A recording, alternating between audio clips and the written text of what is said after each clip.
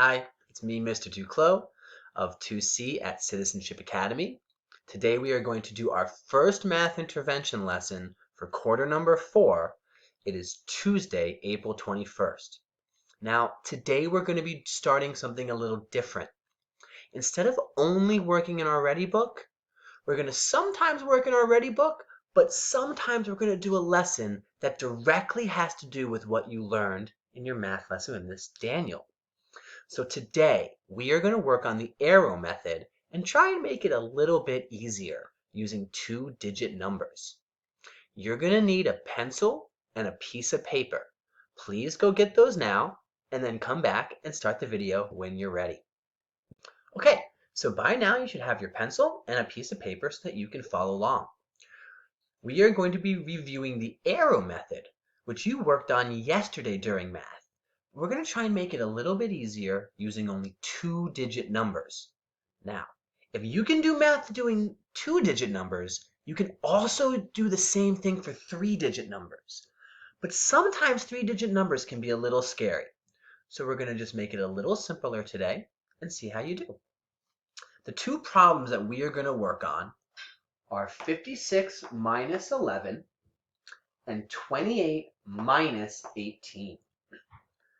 The arrow method is a great method because it lets us use a lot of the strategies we've already used before.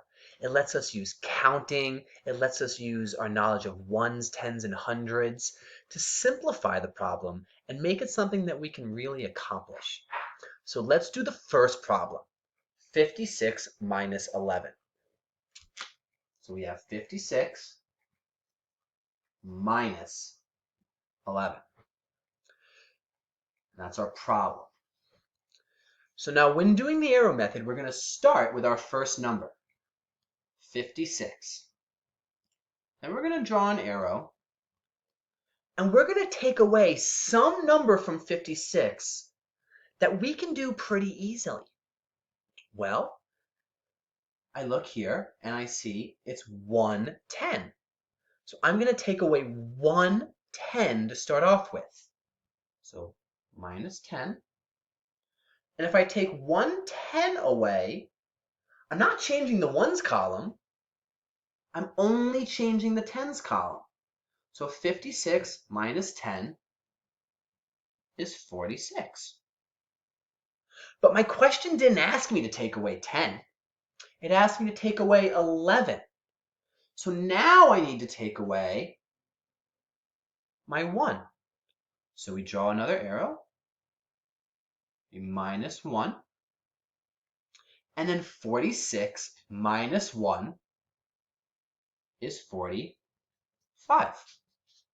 That means that 56 minus 11 is equal to 45. Lady, do you agree? I don't think she agrees. She's more interested in what the smell is on the carpet. All right, let's move on to our second question of the day. Our second question is going to be 28 minus 18. If you still have room on your paper, you can use that. If you need to flip it over to the other side, you may do that too.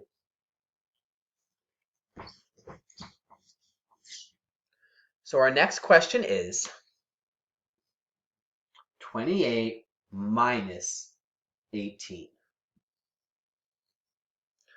So all I'm going to do is repeat the process that I just did. I'm going to start at 28,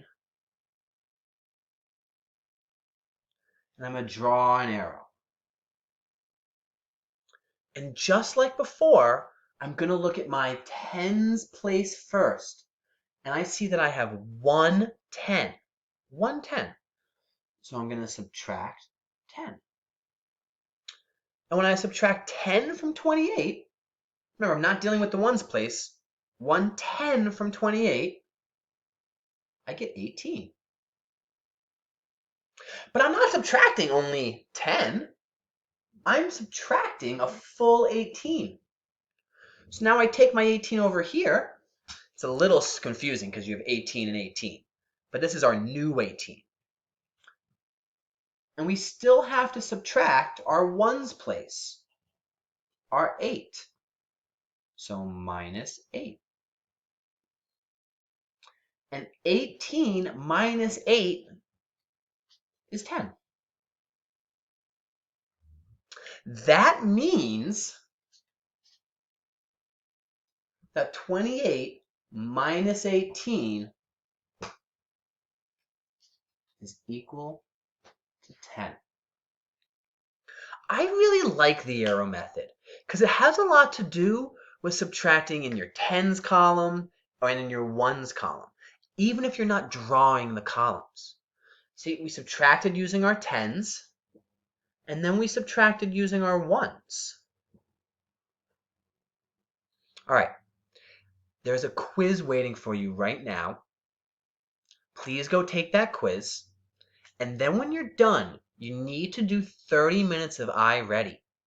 One of the reasons that you only have one math lesson now instead of two is because we really want you to do your iReady. 30 minutes of iReady will get you super prepared for third grade. So please go take your quiz, but then make sure to do your 30 minutes of iReady. I'm Mr. Duclos. I hope you had a good time, and I will see you on Thursday. Goodbye.